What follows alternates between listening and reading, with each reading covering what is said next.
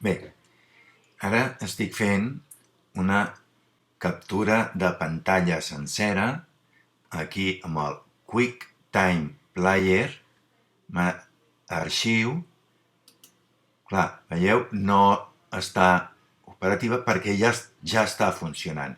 Nova gravació de vídeo, nova gravació d'àudio, nova gravació de pantalla. En aquest cas he fet només una selecció de la pantalla. D'acord?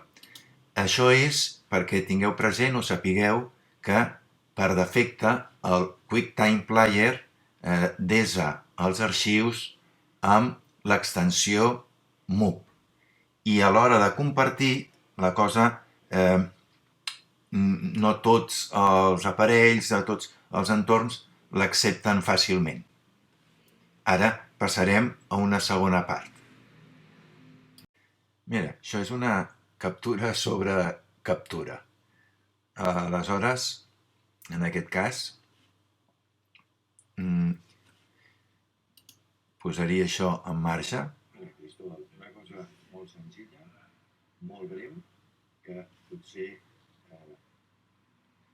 t'estalviarà feina si no la coneixes. Molt bé. Ara, això ho deso, desar, però li vaig a posar, mira, a l'escriptori, i vaig a posar de nom prova.mp4. I fixa't, el desar em diu utilitzar tots dos, utilitzar move, utilitzar tots dos. Això ara estic fent. Aleshores, se m'ha guardat utilitzant els dos.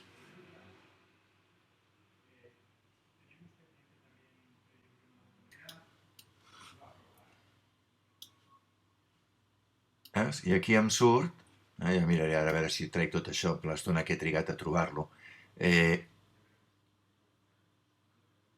Prova MP4 Move. Veus que té els dos? Li dic canviar el nom i automàticament conservar Move, utilitzar MP4. Doncs utilitzar MP4 i ja em queda canviat. No sé si ho coneixies o ho sabies o ho aplicaves, i per mi em sembla que és força pràctic.